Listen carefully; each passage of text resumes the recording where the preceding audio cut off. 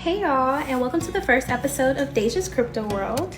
And today we're going to be talking about politics, because you know your girl loves the politics behind crypto. So we'll go ahead and jump right into it. So on February 9th, the tragic day when the Chiefs lost really badly to the Eagles, Trump announced during halftime that he has told the Treasury Department to go ahead and stop production of the US penny. Now, while he did tell the Treasury Department to do this, it's not set in stone. Trump says a lot of stuff, but it's bringing a lot of attention to the US penny. Here's why. It costs 3.7 cents to make 1 penny, which means it costs 3.7 cents to make 1 cent, which is 3 times, well, more than 3 times the value of the penny.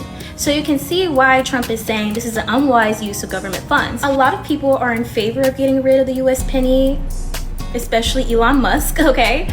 But then a lot of people are not in favor of getting rid of the US penny because they're saying that if you get rid of the penny, then you're gonna have to make more nickels, which nickels are made from a substance that is more expensive than pennies. It costs 13.78 cents to make 1 nickel. So 13.78 cents to make 5 cents, which is just pretty absurd. The US Mint, which is the department responsible for making US pennies, said it lost around $85.3 million making 3.2 billion pennies in 2024. Government officials have estimated that there are around 240 million pennies just laying around in the United States. And here's why. Because pennies are given out as change, but they are not usually spent in stores. And a lot of stores will not accept payments in all pennies. And it costs 100 pennies just to make $1. So if you want to buy something for $5, you're going to come up with 500 pennies. And what cashier or clerk is really going to want to count that? Let's be for real. And in the US, you also can't even really buy anything for a penny. It's really hard to find something for $1. The dollar store has turned to the 125 and up store. Now, the United States is not the only country who wanted to go this route of ditching the pennies. Canada went ahead and ditched its penny production back like a decade ago. Australia also demolished their penny production, and New Zealand demolished their production of 1 cent, 2 cents, and 5 cents. So you may be thinking, what the heck does this have to do with crypto? Well, let me put you on.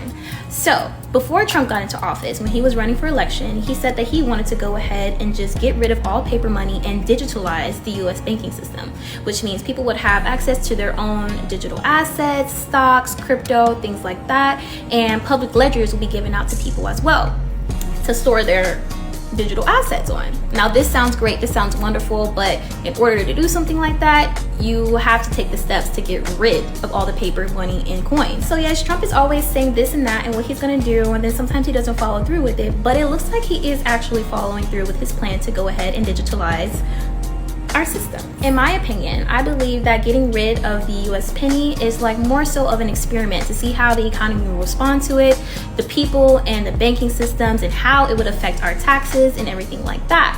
And I believe once we get rid of the US penny, it will be the nickel, then it'll be the dime, then it'll be the quarter, then it'll be the US dollar altogether.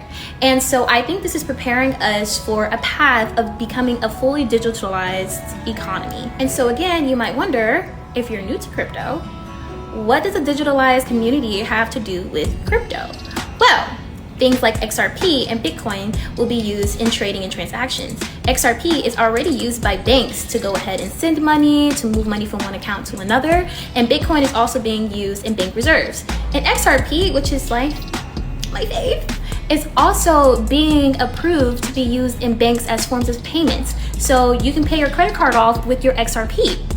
Isn't that amazing? And Trump also passed an executive order to go ahead and not let banks have any say-so in your digital assets, which is also amazing. A lot of people don't know this, but it says it clear as day in every single bank that you'll walk into, on every single banking site, that your money in the United States is only guaranteed up to $250,000 if the economy is doing okay. Now, what does that mean? That means if you have $1 million in a bank and all the banks shut down because we have some catastrophic event, your money is only guaranteed for $250,000. So what happens to the other $750,000? It's just lost, because there's not actually money just sitting in your bank account like a lot of people think. The bank takes in money, it gives out money. So it takes in your money and is giving it out to other people. Yes, you have money in your bank account. Yes, you do, but it's not in your bank account. So your money essentially just belongs to the bank. And who wants that?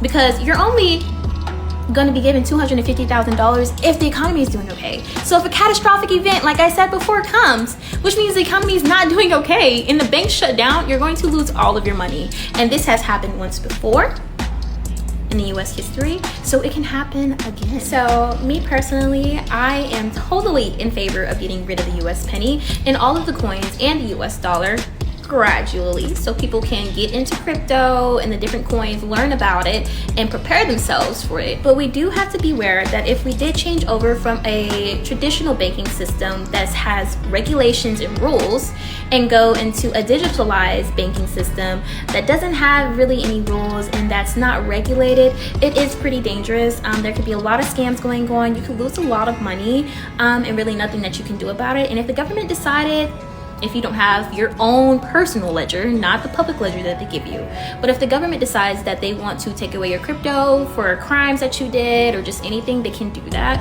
And nobody can stop them because it is not a regulated environment. It's not as regulated as the traditional banking system, which has laws that will protect you from people just coming and taking your money because you did something wrong. So that is one of the downfalls of becoming a total digital economy. But I think as long as you have your own personal ledgers, I think that you'll be okay. So I know I've been talking, very briefly about ledgers, but a ledger is basically a little device that takes all your crypto that you have online, you put it on your ledger, and it becomes offline, which means nobody can touch it. You usually have like a set of 12 to 15 words that you write down, you put away somewhere safe to be able to get into your ledger, and you also have passcodes and things like that. And it's very important that you keep up with that ledger because all of your crypto is stored on that ledger. So if you lose access to that account or to that ledger, then you're kind of out of luck. So that might sound bad, but at the same time, it's really good because it protects you and protects all of your assets. So you'll always be okay. Because again, if the government decided they wanted to come and tap into your crypto accounts, no matter what platform you use, whether it's crypto.com, Uphold, Binance, any of that, they can do that, okay? That is just the harsh reality that we have to just deal with at this point. But if you don't have it online, if you have it offline and stored on a ledger, how are they gonna get to it? A personal ledger, not the public ledgers that they're going to be given to you, because I'm always superstitious about things like that, about governments like giving away stuff, like no. So I would recommend that you buy your own, and I'm gonna leave a link below of top 3 ledgers, because not all ledgers support all coins, which is something I had to learn, which totally sucks. So right now I have the Treasure T model ledger. It supports the major coins, but it doesn't it doesn't support meme coins, not most meme coins. And there are some coins that I wish they did support, but they don't. So I'll just have to get another ledger and store those coins on that ledger. So you just have to do your research and see which ledgers support which coins. And so while the idea of Trump wanting to get rid of the US penny is like very intriguing, at the end of the day, the US Congress has to sign off on that because they are in charge of all the US currencies and trade that goes on with US currencies. But Trump has his way, so I'm not concerned about that. I really do think that the US penny will be stopping production pretty soon. Okay, so that concludes the first episode of Deja's Crypto World. Stay tuned for another one because it's going to be good. It gets better with time, okay? And don't forget that pretty girls can do crypto too. Mwah.